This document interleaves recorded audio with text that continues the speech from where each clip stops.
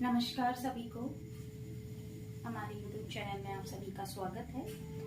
तो हम लोग ने लास्ट क्लास में उत्तराखंड इतिहास देखा था और इसके अंदर हम लोगों ने देखा था कि हमने जो इतिहास है उसको अध्ययन की दृष्टि से 3 भागों में डिवाइड किया हुआ था। सबसे पहले हमने देखा था प्राग ऐतिहासिक काल, फिर हमने देखा था आदि ऐतिहासिक काल और उसके बाद हमने देखा था ऐतिहासिक काल या फिर इतिहास जिसको हम कहते हैं। ठीक है, तो सबसे पहले हमने जो प्राग ऐतिहासिक काल है उसके अंदर हमने देखा था कि उस टाइप पे कोई भी रिटन एविडेंस हमारे पास नहीं थे। ठीक है, कुछ पुरातात्विक स्रोत और जो गुफाओं में जो शैल चित्र मिले हैं उसी के आधार पर हमने उसका अध्ययन किया हुआ था। ठीक है, और उसके अलावा हमने देखा था कि जो प्राग ऐतिहासिक काल है उसको 3 भागों में सबसे पहले डिवाइड किया गया है। सबसे पहले पूरा पाषाण काल, फिर मध्य पाषाण काल, फिर नव पाषाण काल।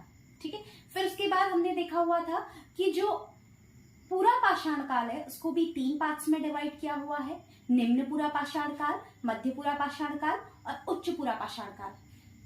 ठीक, इसके जो भी एविडेंसेस थे वो हमने स्टडी कर लिए थे कि कहाँ कहाँ से उत्तराखंड में मिले हुए हैं। उसके अलावा हमने फिर कुछ शैलचित्र देखे थे। ठीक है, अल्मोड़ा में बहुत सारे शैलचित्र बहुत सारी गुफाओं में मिले हुए हैं। ठीक है, उसके बाद आज हम देखेंगे आदि ऐतिहासिक काल। तो आदि ऐतिहासिक काल क्या है?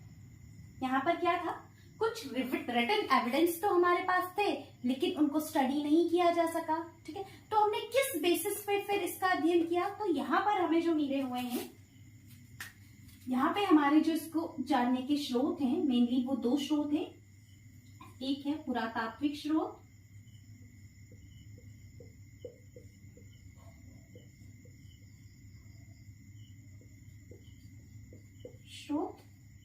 और दूसरा हमारे पास है पौराणिक स्रोत।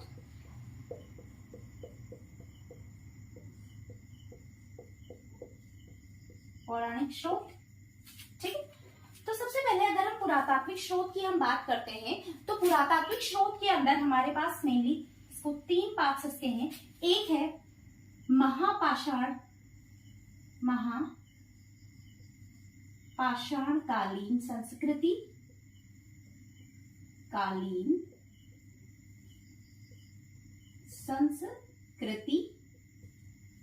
दूसरा हमारे पास है ताम्रकालीन संस्कृति,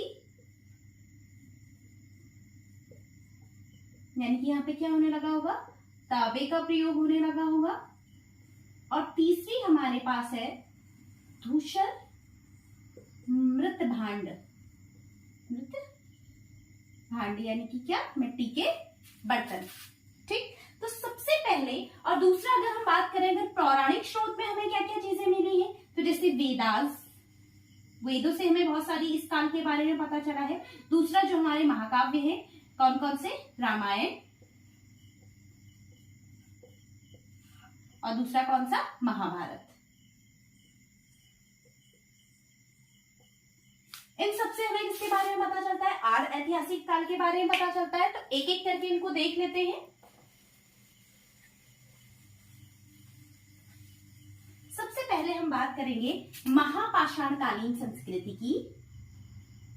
महापाषाणकालीन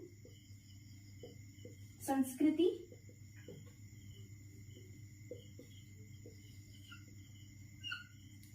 महापाषाणकालीन संस्कृति का क्या मतलब है भाई? महापाषाण यानी कि बहुत बड़े बड़े पत्थरों वाली संस्कृति। मतलब उस टाइम पे क्या हो रहा था, बहुत बड़े बड़े पत्थरों का यूज लोग करते थे। ठीक है, तो किस चीज के लिए करते थे भाई, अभी देखेंगे। बड़े बड़े पत्थरों वाली संस्कृति यानी कि बड़े बड़े पत्थर या फिर पाषाण हम कह सकते हैं।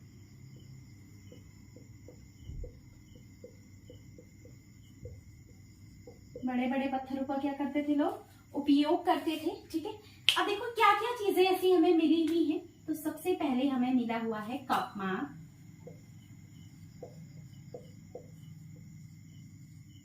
ठीक, कपाट के बारे में हमने पहले भी पढ़ा था, लेकिन वहां पे हमें क्या मिला था, उसका आकृति हमें मिली थी, इनके चित्र हमें मिला था। और यहाँ पे क्या मिला है, हमें कपमाग मिले हैं।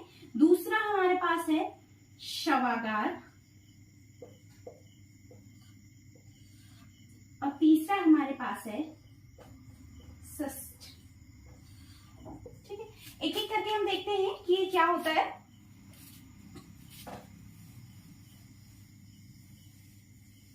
सबसे पहले हम देखेंगे कपमार्क को। मैंने पहले भी बताया था कपमार्क क्या होता है। पत्थर से बनी हुई कोई भी ओखली नुमा एक संरचना या फिर कप की आकृति, पत्थरों से निर्मित,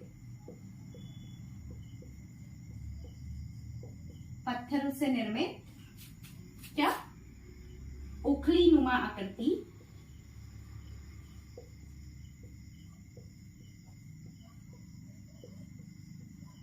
संरचना। ठीक। दूसरा, ये क्या होते थे, 5 सेंटीमीटर से 2 मीटर तक क्या होते थे, गहरे होते थे। ठीक है, इतना क्लियर है। नेक्स्ट, ये मैंने इसकी खोज की थी, तो सबसे पहली जो खोज है वो सर हेनवुड ने करी थी।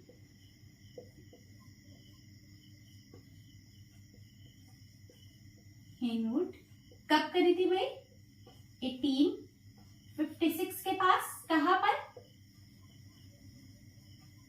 चंपावत के देवीधुरा में।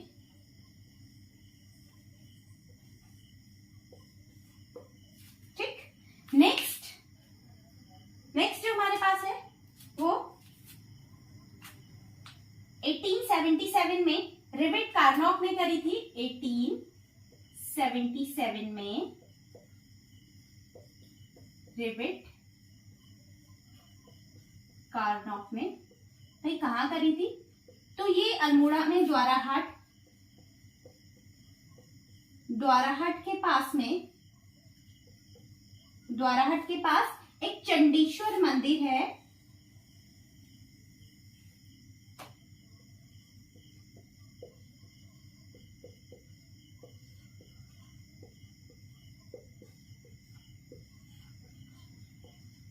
कहां पे इन्होंने खोज करी थी, द्वाराहाट के पास में चंडेश्वर मंदिर। और क्या इनको मिला था, 200 कपमार्कों की इन्होंने खोज करी थी।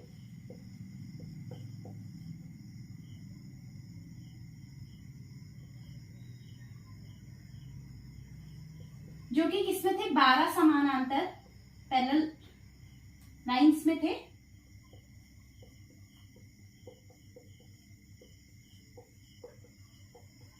बारह समानांतर पंक्तियों में लगे हुए थे। क्या 12 कपमार्क, सॉरी 200 कपमार्क्स कहां से मिले हैं, तो द्वाराहाट के चंडीश्वर मंदिर के पास से मिले हैं। और किसने इनको खोजा था, 1877 में रेवेट कार्नॉक ने। ठीक है, इतना क्लियर है। इसके अलावा कहां से मिले हैं, तो द्वाराहाट हो गया, हमने देखा कहां से मिले, द्वाराहाट से जसकोट, सीमल्टी करके एक जगह है,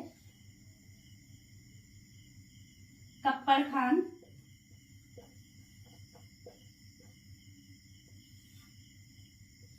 और पांडु खोली। इन सारी जगहों से भी हमें कपमार्क मिले हैं। और इन सारी जगहों से किसने खोजे हैं, एमपी जोशी जी ने।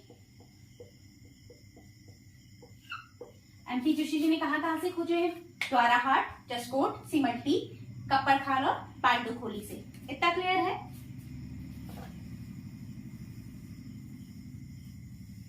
चलिए अब आगे देखते हैं। नेक्स्ट हमारे पास है सभागार। भाई सभागार क्या होता है, यानी कि कब्रें।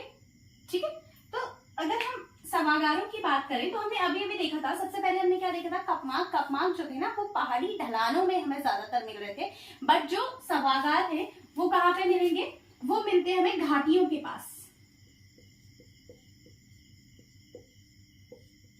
घाटियों के पास में हमें ये मिल रहे हैं। ठीक है, सबसे पहला जो है फर्स्ट हमें कहां से मिला, द्वाराहाट के वही चंडेश्वर मंदिर से।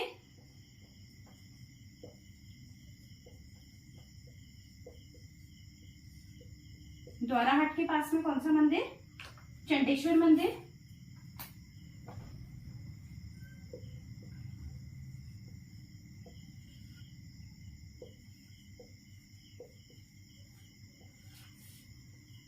बोला गया कि यहाँ पे क्या है, 37 कब्रें हैं। 37 कब्रें होने का दावा किया है। किसने किया है भाई? Rebate Carnot. ठीक है, इतना क्लियर है। फिर आगे हमारे पास, इसके बाद दूसरा जो हमारे पास था वो है पश्चिमी रामगंगा घाटी। रामगंगा घाटी, और इसका एक गांव है। नेक्स्ट जो हमारे पास है वो है पश्चिमी रामगंगा घाटी, और इसका एक गांव है। कौन सा? नौला जैनल। नौला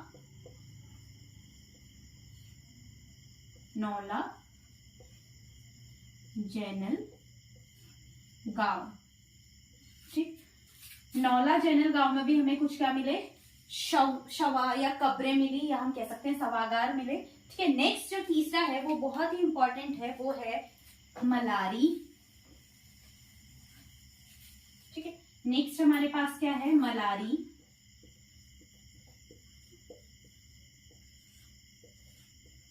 बहुत इंपॉर्टेंट है मलारी। ठीक है, तो मलारी में जो सबसे पहले शवागारों की खोज हुई थी ना, वो हुई थी 1856 में हुई थी। और इसको जो प्रकाश में लाने का श्रेय है वो जाता है शिव प्रसाद डबराल जी को। ठीक है, शिव प्रसाद डबराल जी को इसको प्रकाश में लाने का श्रेय जाता है। और यहां से हमें क्या मिले थे? कुछ मानव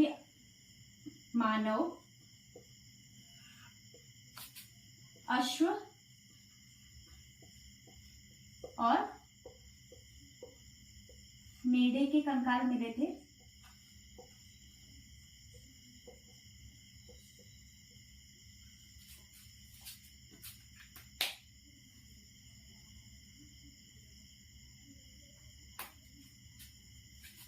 और क्या मिला था? सिर के समीप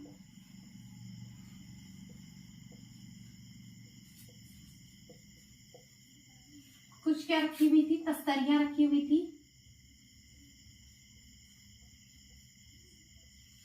और जो शव था ना, उसको घुटनों के बल लिटाया गया था, घुटनों को मोड़ के।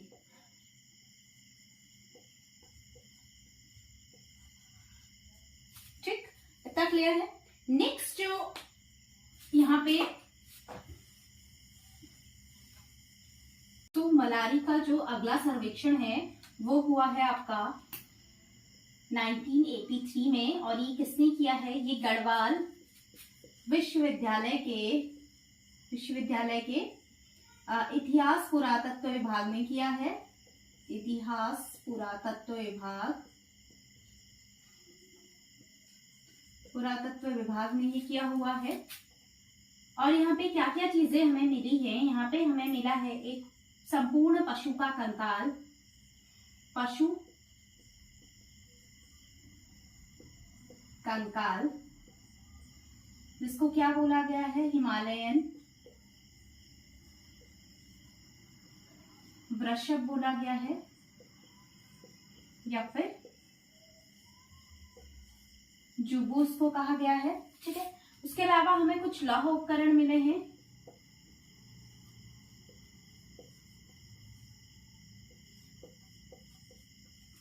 इसके अलावा यहाँ पे जो पहले भी हमें मिले हुए थे, जैसे कि तस्तरियां मिली हुई थी। ठीक है, तो यहाँ पे उनमें क्या किया है? कलर्ड किया हुआ है, जैसे लाल काले रंग से वो चित्रित थे। उसके अलावा उनमें कुछ क्या है? हत्थे और टोटियां लगी हुई हैं। हत्थे तथा टोटियां युक्त है वो। ठीक है, इतना क्लियर है।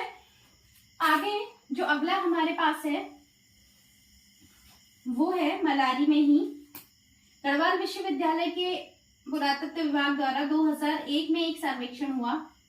उसमें जो हमें मिला है, उसमें एक पूरा का पूरा संपूर्ण मानव कंकाल मिला। संपूर्ण मानव कंकाल, जिसने कि क्या पहना हुआ है? 2.5 kg का एक सोने का मखौटा पहना हुआ है।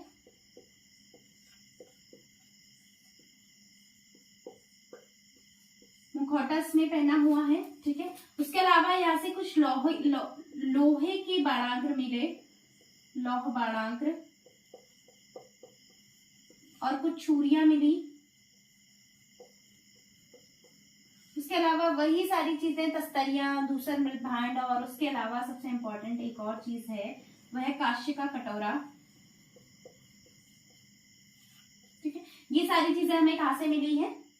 मलारी से मिली। कब मिली? 2001 में जो सर्वेक्षण हुआ था। और किसने ये सर्वेक्षण किया था? गढ़वाल विश्वविद्यालय के इतिहास पुरातत्व विभाग ने ये सर्वेक्षण किया हुआ था, ठीक है। मलारी से अक्सर क्वेश्चन पूछा जाता है, इस बार वीडियो के पेपर में भी क्वेश्चन पूछा था। उन्होंने पूछा था गढ़वाल स्थित मलारी किस संस्कृति से संबंधित है? और हमारे पास ऑप्शन थे, ताम्रनिधि संस्कृति, महापाषाणीय समाधान, मध्य पाषाण संस्कृति, या फिर चित्रित मृत भांड। तो अब हमें आंसर पता है, आंसर क्या है? महापाषाणिक संस्कृति, ठीक है। नेक्स्ट अब हमारे पास आता है, ये सभागार हमने पढ़ लिया। इसके बाद हम पढ़ेंगे सिस्ट।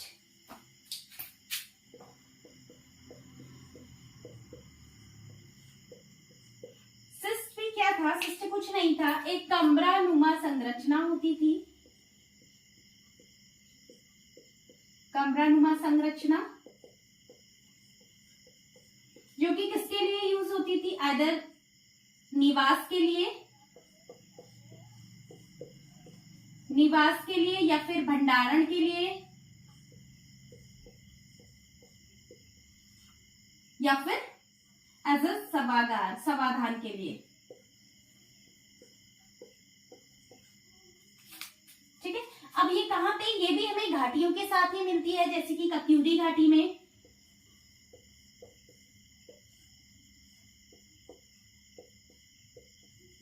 रामगंगा घाटी,